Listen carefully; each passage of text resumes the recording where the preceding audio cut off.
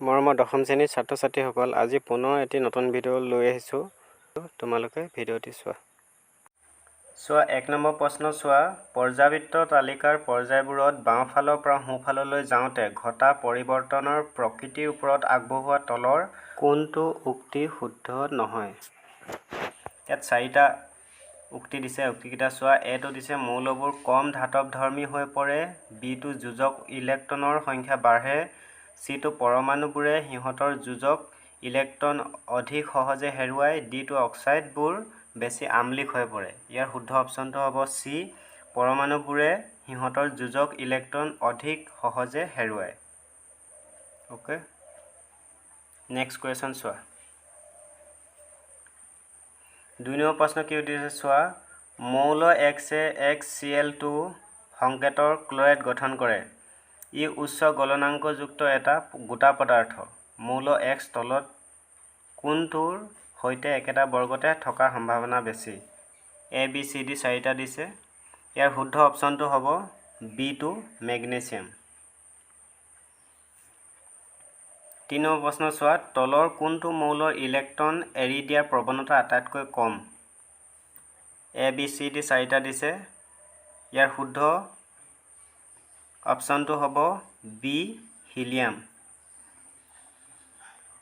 4 number কি সুধিছে চোৱা। তলৰ কোনটো মৌলৰ যোজক কক্ষত 3টা ইলেক্ট্ৰনৰ লগতে মুঠ 2টা কক্ষ আছে?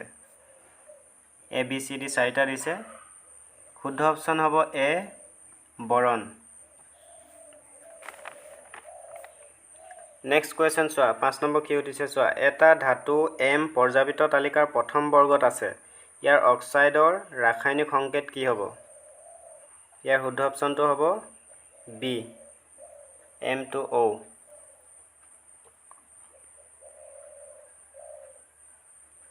নেক্সট চোৱা। 6 নম্বৰ সুধিছে আধুনিক পৰ্যাবৃত্ত তালিকাত থকা প্ৰথম 10টা মৌলৰ ভিতৰত কোনকেইটা ধাতু?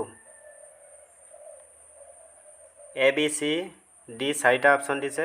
ইয়াৰ শুদ্ধ অপশ্যনটো হ'ব বি অপশ্যনটো, লিথিয়াম আৰু বেৰিলিয়াম। 7 নম্বৰ প্ৰশ্ন চোৱা। আধুনিক পৰ্যাবৃত্ত তালিকাত মৌলবোৰৰ কিহৰ ভিত্তিত সজোৱা হৈছিল? এইটো মৌলবোৰক দেই, টাইপিং মিষ্টেক হ'ল। মৌলবোৰৰ নহয়, মৌলবোৰক হয়। A, B, C 4টা অপশ্যন দিছে। ইয়াৰ শুদ্ধ অপশ্যনটো হ'ব পাৰমাণৱিক সংখ্যা, বি অপশ্যনটো শুদ্ধ। 8 নম্বৰ প্ৰশ্ন চোৱা। এটা পৰমাণুৰ ইলেক্ট্ৰনীয় বিন্যাস 2.8.7 মৌলটোৰ পাৰমাণৱিক সংখ্যা 10, 20, 17, 18 হ'ব। কোনটো হ'ব আৰু? ইয়াৰ শুদ্ধ অপশ্যন 17 হ'ব। কেনেকৈ হ'ব চোৱা।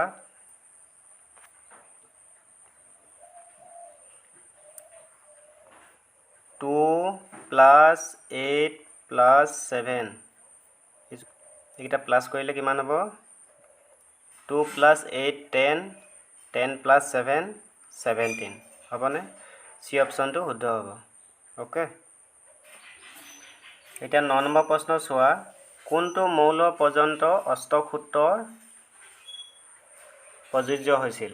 কোনটো মৌল পৰ্যন্ত অষ্টক সূত্ৰটো প্ৰযোজ্য হৈছিল? পটাছিয়াম, কেলছিয়াম, বেৰিয়াম, ওপৰৰ এটাও নহয়। ইয়াৰ শুদ্ধ অপশ্যনটো কোনটো হ'ব চোৱা। ইয়াৰ শুদ্ধ অপশ্যন হ'ব কেলছিয়াম পৰ্যন্ত, বি অপশ্যনটো শুদ্ধ হ'ব। 10 নম্বৰ চোৱা। মেণ্ডেলিভৰ সময়ত কিমানটা মৌলৰ বিষয়ে জনা গৈছিল? 56, 63, 80, 95। ইয়াৰ শুদ্ধ অপশ্যনটো হ'ব 63, বি অপশ্যনটো শুদ্ধ। 11 নম্বৰ প্ৰশ্নটো চোৱা। ডবাৰেইনাৰে কেইটা টায়াৰ উদ্ভাৱন কৰিব পাৰিছিল? 1, 2, 4, 3টা। ইয়াৰ শুদ্ধ অপশ্যন কোনটো হ'ব? ডিটো হ'ব 3টা। অ'কে, নেক্সট কুৱেশ্যন চোৱা। 12 নম্বৰটো চোৱা। এটা মৌলৰ ইলেক্ট্ৰনীয় বিন্যাস 2.8.2 মৌলটো কোনটো বৰ্গ অন্তৰ্ভুক্ত হ'ব? প্ৰথম, দ্বিতীয়, তৃতীয়, চতুৰ্থ। এইটো বি অপশ্যনটো শুদ্ধ হ'ব, দ্বিতীয় বৰ্গ অন্তৰ্ভুক্ত হ'ব। 13 নম্বৰ প্ৰশ্ন চোৱা।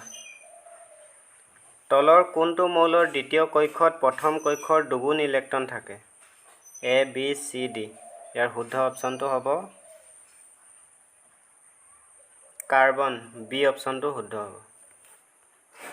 14 নম্বৰ প্ৰশ্ন চোৱা, নিউল্যান্ডছ তলৰ কোনটো সূত্ৰৰ লগত জড়িত? পাৰমাণৱিক ভৰ, অষ্টক সূত্ৰ, পৰ্যাবৃত্তৰ সূত্ৰ, ওপৰৰ এটাও নহয়। ইয়াৰ শুদ্ধ অপশ্যনটো হ'ব বিটো, অষ্টক সূত্ৰৰ লগত জড়িত। 15 নম্বৰ প্ৰশ্ন চোৱা, 15 নম্বৰ প্ৰশ্ন চোৱা, নিউল্যান্ডছে প্ৰকৃতিত কেৱল কেইটা মৌল থকা বুলি জানিছিল? 63, 76, 56, 80। ইয়াৰ চি অপশ্যনটো শুদ্ধ হ'ব 56। নেক্সট কুৱেশ্যন চোৱা, 16 নম্বৰ প্ৰশ্নটো চোৱা, মেণ্ডেলিভৰ পৰ্যাবৃত্ত তালিকাত থিয় স্তম্ভবোৰক কোৱা হয় বৰ্গ, পৰ্যায়, ANB, ওপৰৰ এটাও নহয়। ইয়াৰ শুদ্ধ অপশ্যন কোনটো হ'ব? এটো হ'ব বৰ্গ। অ'কে, নেক্সট কুৱেশ্যন চোৱা, 17 নম্বৰ প্ৰশ্নটো চোৱা, মেণ্ডেলিভৰ পৰ্যাবৃত্ত তালিকাত পথালি শাৰীবোৰক কোৱা হয় পৰ্যায়, বৰ্গ, ANB, দুইটা, ওপৰৰ এটাও নহয়। ইয়াৰ শুদ্ধ অপশ্যন হ'ব এ, পৰ্যায় বুলি কোৱা হয়। মেণ্ডেলিভৰ পৰ্যাবৃত্ত তালিকাত পথালি শাৰীবোৰক কোৱা হয় পৰ্যায়। অ'কে, আজিলৈ ভিডিঅ'টি ইমানেই। ভিডিঅ'টি চাই ভাল লাগিলে এটা লাইক কৰি দিবা আৰু বন্ধুবৰ্গলৈ শ্বেয়াৰ কৰিবলৈ নাপাহৰিবা। চেনেলটোলৈ নতুনকৈ আহিলে ছাবস্ক্ৰাইব কৰি ল'বা, যাতে মই যেতিয়া ভিডিঅ'বিলাক আপলোড কৰোঁ তোমালোকে ভিডিঅ'বিলাক পাই থাকা। Thank U.